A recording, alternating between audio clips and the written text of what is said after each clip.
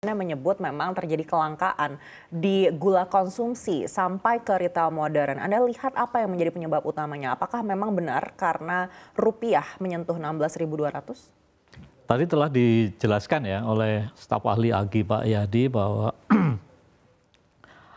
memang ada tekanan dari sisi supply ke pasar ya, sehingga menyebabkan harga itu naik.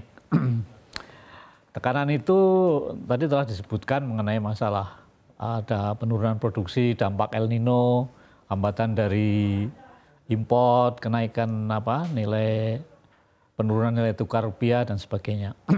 Tetapi saya melihat juga ada faktor-faktor yang menyebabkan tekanan psikologis ya, dan juga ketidakpastian. Misalnya mengenai besarnya stok ya. Yang termonitor yang tadi disebutkan jumlahnya 330.000 ton itu adalah stok yang berdasarkan fisik yang ada di gudang pabrik gula. Ya. Padahal kita tahu bahwa stok gula itu tidak hanya ada di gudang, tetapi juga ada di gudang pabrik gula maksudnya, tetapi juga ada di level-level di bawahnya seperti di distributor, pedagang dan sebagainya. Itu yang tidak bisa tidak bisa terpantau dengan pasti berapa sebetulnya itu.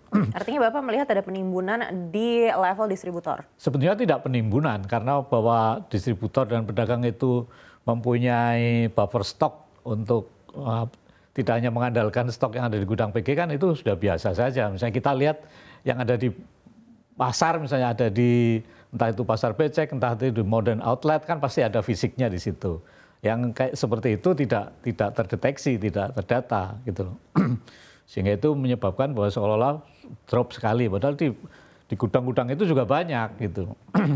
Nah, yang kedua berikutnya adalah mengenai ya istilahnya itu perilaku daripada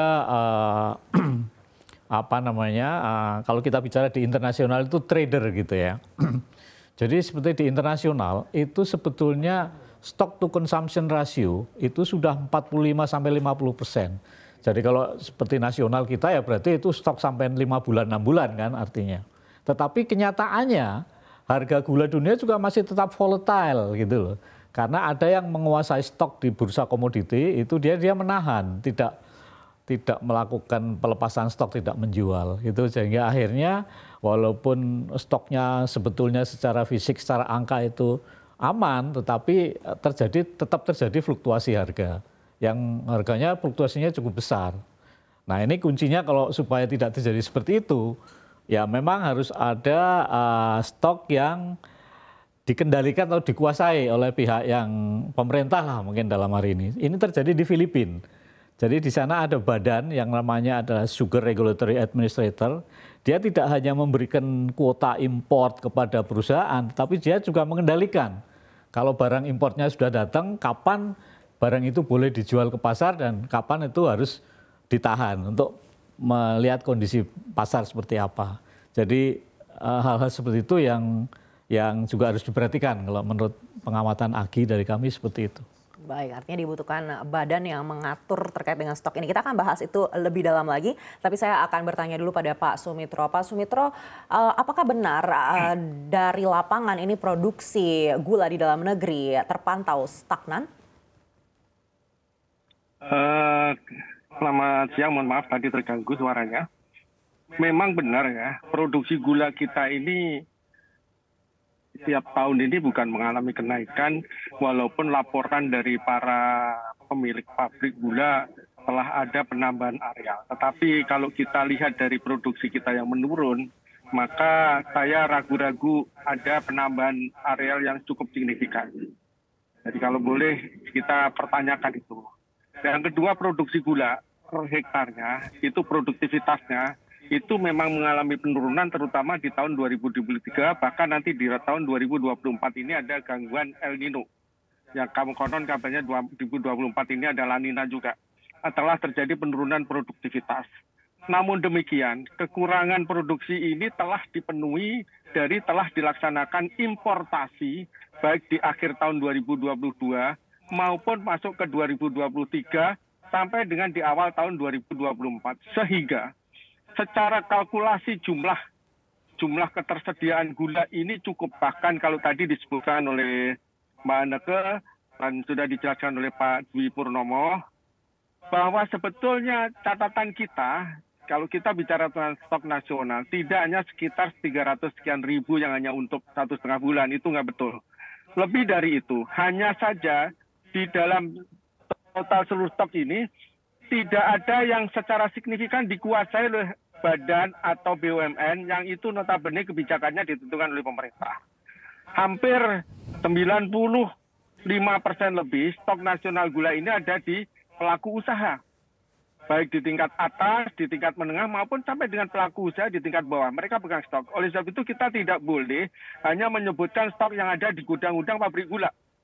Itu akan menambah kepanikan juga seolah-olah gula ini akan mengalami kekurangan. Gula kita cukup, dan kalau sudah khawatirnya juga, kalau kita merasa bahwa gula kita mengalami kekurangan, maka akan ada importasi lagi, yang itu biasanya selalu diikuti dengan importasi yang jumlahnya melebihi kebutuhan. Yang berikutnya lagi, yang ketiga, kebutuhan akan gula kita ini tidak betul kalau itu 3 juta ton lebih. Sebetulnya kebutuhan gula kita ini, konsumsi kita ini di bawah 3 juta, bahkan mungkin berkurang. Atau bahkan gula konsumsi yang diserap kepada pasar kepala konsumen kita ini tidak sampai 3 juta karena telah masuk gula yang seharusnya tidak masuk ke pasar konsumsi. Yang itu saya tidak bisa sebutkan sini karena terlalu panjang ceritanya. Sehingga sebetulnya gula konsumsi kita ini hanya mensuplai sekitar 2,7. Kalau itu maka sebetulnya kebutuhan gula kita ini masih tercukupi. Masalahnya adalah tadi disebutkan oleh Mbak Anneke, katanya gula langka. Langka itu di pasar retail. Di pasar retail modern ini sejak diberlakukannya dulu HET dan sekarang diganti menjadi HAP yang konon katanya itu ada fleksibilitas atau ada toleransi, ternyata HAP itu pun masih dianggap sebagai HET. Mereka pasar retail kita ini dalam tanda petik takut atau tidak berani menjual di atas harga itu. Karena kalau menjual di atas harga itu ada sanksinya. Lantas mintalah mereka dinaikkan dari 16.000 masuklah sekarang naik menjadi 17.500. Nah setelahnya 17.500, pasar tradisional ikut naik lagi di atas itu. Sehingga sekarang pasar tradisional kalau kita lihat gula eceran itu harganya bisa mencapai 18.000 bahkan lebih. Pada saat harga sudah sampai di situ, maka pasar retail modern kita nggak berani lagi jual. Karena itu lebih tinggi dari 17,5.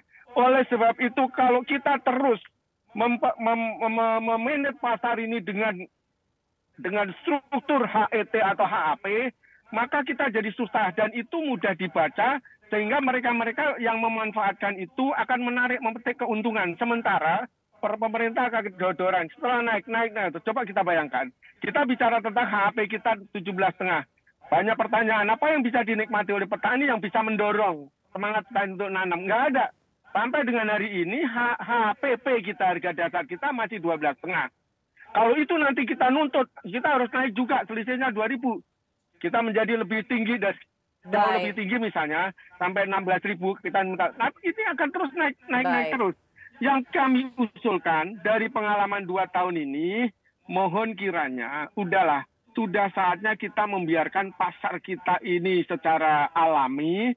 Sedangkan kalau kita intervensi harga, jangan dengan aturan atau peraturan dengan regulasi, tetapi dengan penguasaan stok yang dikuasai oleh BUMN atau pemerintah, seperti di Filipina yang disampaikan oleh Pak Dwi tadi, di mana ketika harga naik, maka pemerintah melalui BUMN yang ditugasin bisa intervensi pasar dengan harga yang wajar.